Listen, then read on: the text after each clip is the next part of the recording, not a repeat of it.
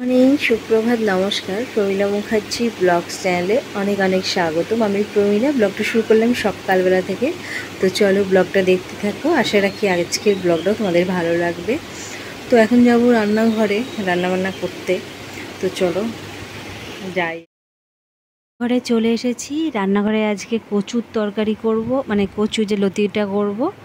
আর ডাল হচ্ছে, এদিকে ডাল বসিয়ে দিয়েছি। তখন কচুটা কাটতে বসে পড়লাম। এই কচু লতিগুলো কাটতে একটু সময় লাগে। আসলে ভালো জিনিস খেতে, রান্না করতে সময় তো লাগবেই, তাই না? না হলে কি আর সুন্দর খাবার তৈরি হয়?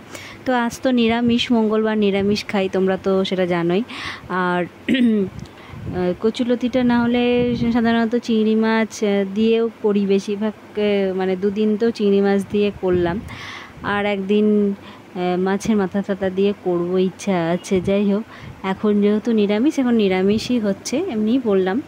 তো যাই হোক, আমাদের আবার ঘরে আবার নিরামিষ খাওয়াটা নিয়ে খুব সমস্যা, কারণ কেউ খেতে পারে না নিরামিষটা, এই যা। তখন সোম মঙ্গল দুদিনই প্রায় নিরামিষটা খাওয়া হয়ে গেছে। তো মঙ্গলবার তো খাই, সোমবারটা এখন ধরা হলো। তো চলো রান্নাটা ঝটপট করে সেরে নিই।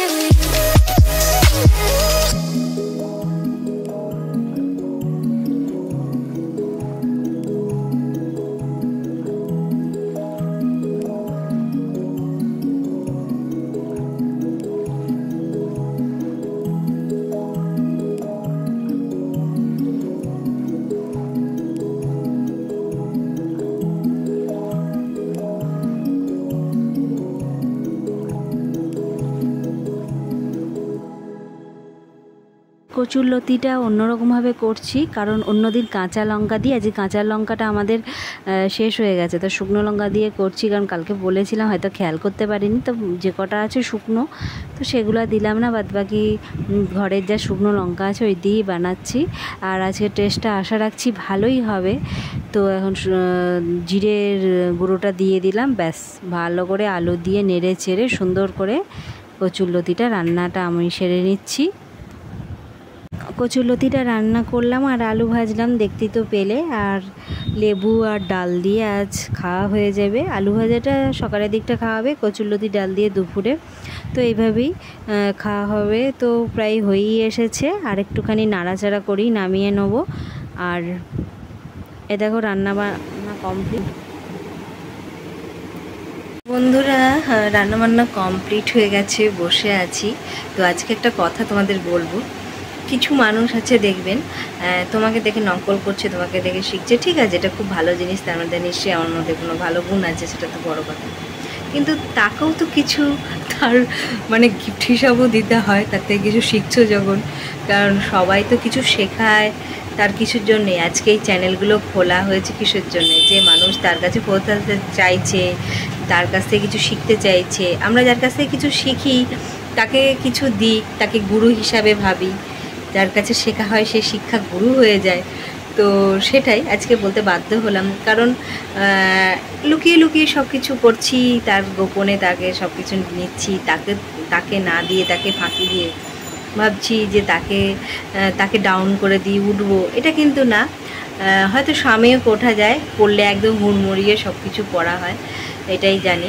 তো অন্ততপক্ষে তাকে এটুকুও বলি, যেমন আমরা যাদের কাছ থেকে অনুপ্রাণিত হয়েছি তাদেরকে কিছু হয়তো নিজের হাতে কিছু কিনে না দিই, কিন্তু তাদেরকে ভালোবাসা জানিয়ে বা তাদের সাথে অনেক কিছু তাদের সম্মান দিয়ে এটুকু করেছি। কারণ কিছু শিখলে পারে কারো কাছ থেকে তাকে সেটুকু সম্মান দিতে হয়, এটাই জানি। তো যাই হোক, আমি এমন কিছু বড় না, তবুও এটুকু বললাম, কারণ আমি কিন্তু ভাবি বুঝতে পারি আসলে কি বলতো, আমি এমন একটা মানুষ, খুব সহজেই মানুষকে বুঝতে পারি যে মানুষটা কি চাইছে, তার মধ্যে কি আছে, কি বলতে চায়। এই জিনিসটা আমার মধ্যে আছে, আর কিছু না থাকুন আমি খুব করি। আমি আমি যেটা ভাবি সেটা একদম সত্যি হয়ে যায়। তো যাই হোক, পরে আসছি আবার তোমাদের সামনে, কথাটা বললাম কারণ বেশ কিছুদিন ধরে আমি অনেক কিছু লক্ষ্য করেছি। আমি জানি তারা আমার প্রত্যেকটা ফেসবুক বলো, ইউটিউব বলো, সব জায়গায় ফলো করে, আমাকে 24টা ঘন্টা ফলো করে আছে, সেটাও আমি জানি। তো যাই হোক, তো যখন শিখছো তো তোমাদের মনে কি হয়, যথেষ্ট সম্মান, ভালোবাসা, কিছু গিফট হয়তো দেওয়া উচিত, এটা খারাপ কথা বলিনি আশা করি। হ্যাঁ, স্নান টান তো কমপ্লিট, দুপুরবেলায় খাওয়া দাওয়া কমপ্লিট হয়ে গেছে। তো ব্লগটা শেষ করব, তার আগে তোমাদের যে সকালবেলায় বলছিলাম যে কথাগুলো, যে হ্যাঁ, কার কাছ থেকে কিছু শিখলে পারে, এটা তার ভদ্রতায় পড়ে, কারণ এগুলো বলতাম না সবার জন্য কথাগুলো না, যারা দেখছো সবাইকে কিন্তু কথাগুলো বলছি না, সবাই কিন্তু কিছু মনে করো না, কারণ অনেক মানুষ আছে আমাকে খুব ভালোবেসে দেখে, আমি জানি তারা তো আশীর্বাদ করে, ভালো চায়, সেটুকু আমি খুবই ভালো জানি, কিন্তু তাদেরকে আমি বলছি না। এমন কিছু মানুষ আছে, আমার তাদেরকে এভাবেই বলাটা মনে হলো, প্রয়োজন হলো, তাই বললাম। আমি বুঝতে পারি, কিন্তু আমি কিন্তু মানুষকে খুব ভালোভাবেই বুঝতে পারি। তো যাই হোক, কথাটা মাথায় রেখো। তো শিখছো শেখো, কিন্তু বেশি নিজের বলে সেটাকে প্রমাণ করতে যেও না, কারণ এটা নিজেরও তো একটা ভদ্রতার খাতিরে মানুষকে একটা কি বলবো, যে তার প্রাপ্য সম্মানটুকু দেওয়া উচিত, এটা আমি মনে করি। যাই হোক, টাটা, বেশি বকর বকর করবো না, কারণ এটা তো অ্যাকচুয়ালি ব্লগিং চ্যানেল, আমি কিন্তু কাউকে নিয়ে এরমভাবে বলি না, কিন্তু আজকে বলতে মানে একটু বাধ্য হলাম। তো যাই হোক, টাটা, নেক্সট ব্লগে আবার দেখা হচ্ছে। তো সকলে কিছু মনে করো না, আমি সবার জন্য কথাটা বলিনি। তো যাকে বলেছি সে আশা করি এতক্ষণে বুঝেও গেছে। তো নেক্সট ব্লগে আবার দেখা হবে। ভালো থেকো, সুস্থ থেকো, আনন্দ থেকো।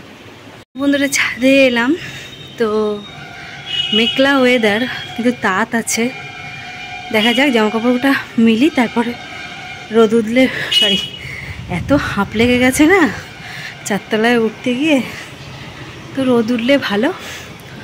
তো চলো একবার কৃষ্ণচূড়া গাছগুলোকে দেখাই, দাঁড়া, গাছগুলো ফুল ফুটেছে, খুব ভালো লাগে দেখতে আমার। নিচে যাচ্ছি সিঁড়িতে দিয়ে, এই যে